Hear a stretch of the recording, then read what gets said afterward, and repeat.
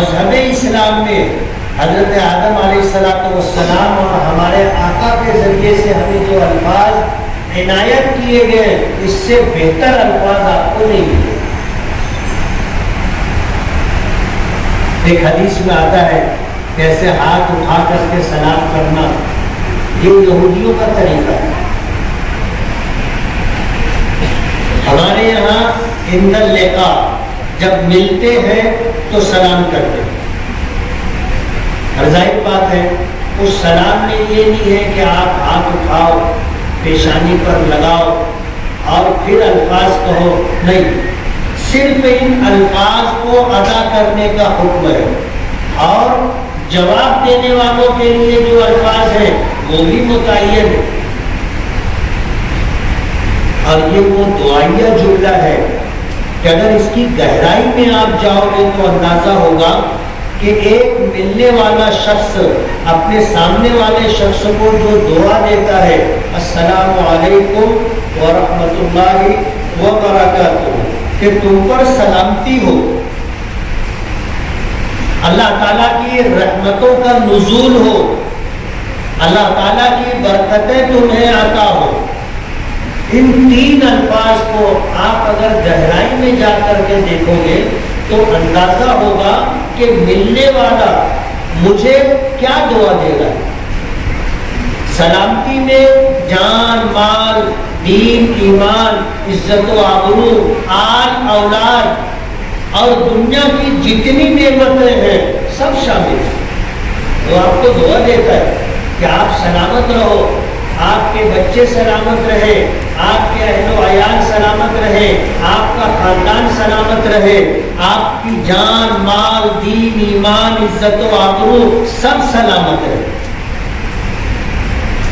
ورحمۃ اللہ، اللہ تعالیٰ کی رحمتوں کا نزول ہو۔ حدیث پاک میں آتا ہے کہ اللہ نے جب رحمت پیدا کی تو اس کے 100 حصے کیے۔ کتنے حصے کیے؟ رحمت کے 100 حصے کیے، اور ایک حصہ رحمت کا اللہ نے اس دنیا میں اتارا، اسے لوگوں کے درمیان تقسیم کیا۔ ہمارے آقا جناب رسول اللہ صلی اللہ علیہ وسلم فرماتے ہیں کہ اسی ایک رحمت کا یہ اثر ہے کہ بھیڑیے جیسے خوخار درندے کی مادہ یعنی اس اپنے بچے کو جنگل میں پالتی ہے، پرورش کرتی ہے، یہ اسی رحمت کا حصہ ہے۔ ہم خود دیکھتے ہیں کسی کا انتقال ہو جائے، کوئی تکلیف میں ہو، کوئی پریشانی میں ہو، بہن بیٹی کی رخصتی ہو رہی ہو، اچھے اچھے لوگوں کی آنکھوں میں آنسو آ جاتے ہیں۔ کیوں آتے ہیں؟ یہ اسی جذبہ رحمت کا اثر ہے کہ ہم ایسے موقعوں پر دل نرم ہو جاتا ہے، پسیج جاتا ہے، آنکھوں میں آنسو آ جاتے ہیں، یہ جذبہ رحمت ہے۔ پوری دنیا میں تمام مخلوقات میں جو یہ جذبہ پایا جاتا ہے وہ اللہ تعالیٰ کی نازل کردہ ایک رحمت کا حصہ ہے، اثر ہے، اور 99 حصے رحمت کے اللہ نے اپنے پاس رکھے، اور کل قیامت کے دن اللہ پاک ان رحمتوں کا استعمال فرمائیں گے۔ حدیث پاک میں آتا ہے ایک بوڑھا شخص اللہ کی بارگاہ میں پیش کیا جس کی داڑھی سفید ہو چکی ہے۔ اللہ تعالیٰ نے اس کے اعمال نامے کو دیکھا، فرشتوں نے اسے تولا اور اس کے حق میں فیصلہ ہوا کہ یہ گنہگار ہے، اس کی نیکیاں کم ہے، گناہ زیادہ ہے، اس کو جہنم میں لے گئے۔ تو بوڑھا شخص اللہ کے عرش کے سامنے کھڑا ہے۔ اللہ پاک نے فرمایا کہ کیا بات ہے، جب تیرے لیے فیصلہ ہو گیا تو اب سامنے سے ہٹ جاؤ۔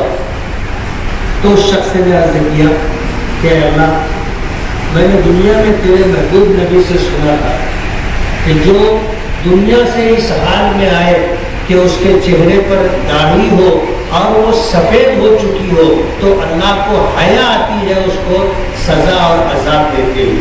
میں نے یہ بات تیرے محبوب نبی سے سنا، آج میں سفید داڑھی لے کر کے تیری بارگاہ میں پیش ہوں۔ اللہ پاک فرمائیں گے کہ تو بھی سچا ہے اور تو نے جو بات سنی تھی وہ بات بھی سچ ہے۔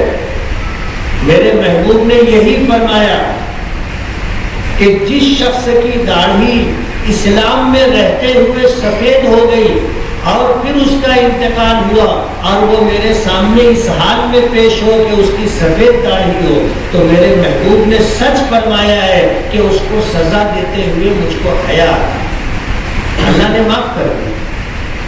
یہ اسی رحمت کا حصہ ہے۔ واقعات میں آتا ہے اللہ کی بارگاہ میں پیشی ہوئی، اللہ نے حساب و کتاب کیا اور فیصلہ ہوا کہ اس کو جہنم میں ڈال دو۔ دوسرے شخص کی پیشی ہوئی، حساب و کتاب ہوا، اللہ پاک کی طرف سے فیصلہ ہوا کہ اس کو جہنم میں ڈال دو۔ ایک شخص تھا اللہ کا فیصلہ سنتے ہی جہنم کی طرف سر پٹ دوڑا، اور دوسرا جو تھا وہ آہستہ آہستہ چلنے لگا، قدم دو قدم چلتا، مڑ کر کے عرش الہی کی طرف دیکھتا۔ فرشتوں کو حیرت ہوئی کہ دو لوگوں کی پیشی ہوئی اور دونوں کے حق میں ایک فیصلہ ہوا، جہنم میں ڈال دیا گیا۔ ایک ہے کہ وہ دوڑتا ہوا چلا جا رہا ہے اور دوسرا ہے تو چل ہی نہیں رہا ہے، دو چار قدم چلتا ہے، مڑ کر کے عرش الہی کی طرف دیکھتا ہے۔ ان کی حیرت کو دور کرنے کے لیے اللہ پاک دونوں کو واپس بلاتے، کہنے سے پوچھتے کہ جہنم بہت اچھی جگہ ہے کیا؟ کہ فیصلہ ہوا جہنم کا، اب تو سرپٹ جہنم کی طرف دوڑتے ہوئے جا رہا ہے۔ تو اس نے کہا کہ بارے الہ، جہنم اچھی جگہ نہیں، ہم نے تو تیرے محبوب سے سنا کہ جنت تیری رحمت ہے اور جہنم تیرا عذاب ہے۔ تو اللہ نے پوچھا کہ پھر تو دوڑتا ہوا کیوں جا رہا ہے؟ جب وہ میرا عذاب ہے تو دوڑتا ہوا کیوں جا رہا ہے؟ تو اس نے کہا کہ اللہ، دنیا میں رہتے ہوئے تیری نافرمانی کی تھی، تیرے حکموں کو توڑا تھا، تیرے نبی کے ارشادات کو، سنتوں کو پامال کیا تھا، تو آج یہ سزا ملی کہ جہنم میں ڈالا جا رہا ہوں۔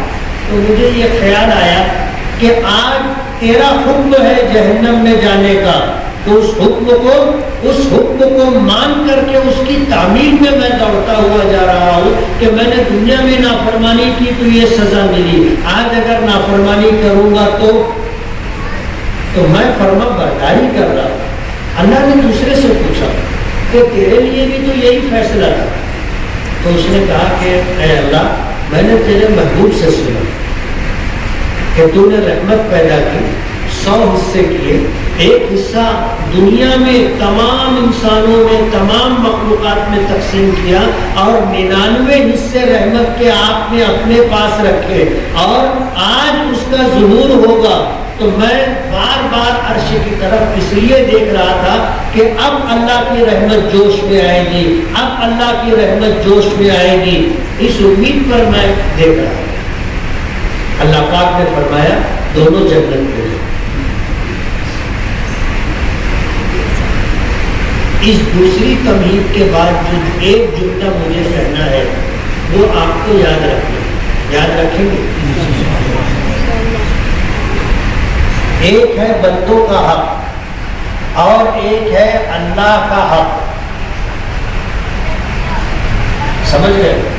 ایک ہے بندوں کا حق اور ایک ہے اللہ کا حق۔ قرآنی آیات، حضور پاک صلی اللہ علیہ وسلم کے ارشادات کو دیکھ کر کے ہمارے علماء اور فقہاء نے یہ فیصلہ کیا ہے کہ حقوق العباد حقوق اللہ سے مقدم،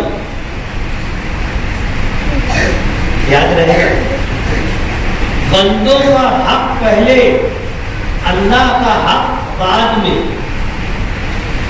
بہت اعتماد اور یقین کے ساتھ یہ بات بول رہا ہوں، کیوں؟ اللہ بے نیاز ہے، کسی شے کا محتاج نہیں، حدیث پاک میں آتا ہے کہ اگر ساری دنیا کے انسان مل کر کے شخص واحد کی طرح اللہ کی اطاعت و فرما برداری پر آ جائے اور پلک جھپکنے کے برابر بھی پوری دنیا میں کوئی اللہ کی نافرمانی کرنے والا نہ ہو، تو یہ ہونے کے بعد بھی اللہ کی شان میں ذرہ برابر اضافہ نہیں ہوگا۔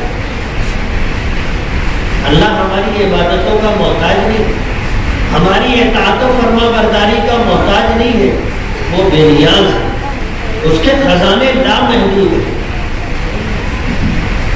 اور اگر ساری دنیا کے انسان فرد واحد کی طرح اکٹھے ہو کر کے اللہ کی نافرمانی پر تل جائے، پلک جھپکنے کے برابر بھی وہ فرما برداری نہ کرے، تو اللہ کی عظمت و شان میں ذرہ برابر کی کمی نہیں آئے گی۔ اس لیے فقہاء نے لکھا ہے کہ بندوں کا حق اللہ کے حق سے مقدم ہے، اور یہ بھی فرمایا کل قیامت کے دن اللہ تعالیٰ اپنے حقوق میں درگزر کا معاملہ فرمائیں گے، اپنے حقوق میں درگزر کا معاملہ فرمائیں گے، لیکن بندوں کے حق میں اللہ تعالیٰ اس وقت تک معافی کا فیصلہ نہیں فرمائیں گے جب تک صاحب حق معاف نہیں کرے گا، جب تک مظلوم معاف نہیں کرے گا اللہ تعالیٰ معاف نہیں کرے گا۔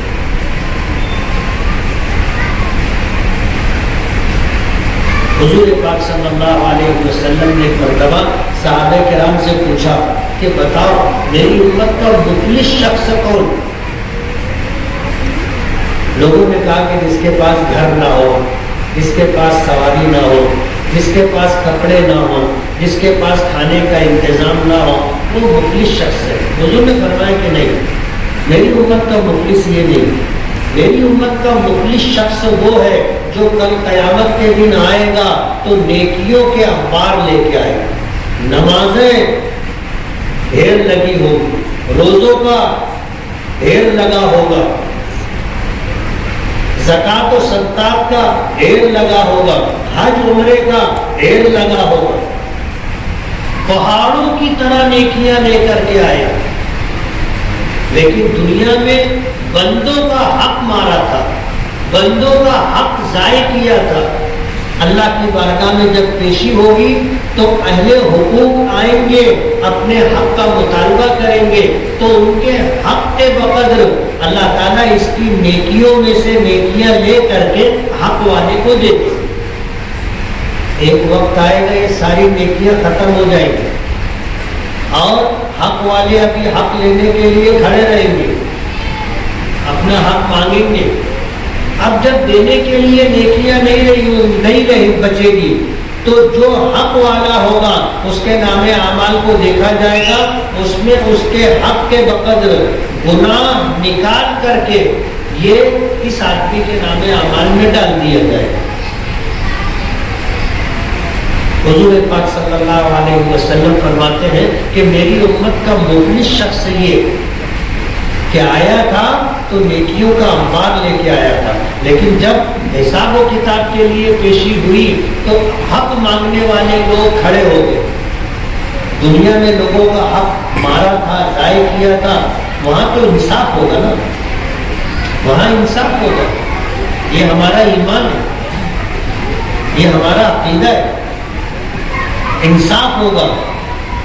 پھر ہوگا یہ کہ اس شخص نے اپنی زندگی میں چوری نہیں کی تھی لیکن اس کے نام اعمال میں چوری کا گناہ آ گیا، شراب نہیں پی تھی لیکن اس کے نام اعمال میں شراب پینے کا گناہ آ گیا، زنا نہیں کیا تھا لیکن اس کے نام اعمال میں زنا کرنے کا گناہ آ گیا، جوا نہیں کھیلا تھا لیکن اس کے نام اعمال میں جوا کھیلنے کا گناہ آ گیا، قتل نہیں کیا تھا قتل کرنے کا گناہ آ گیا، ظلم نہیں کیا تھا ظلم کرنے کا گناہ اس کے نام اعمال میں آ گیا۔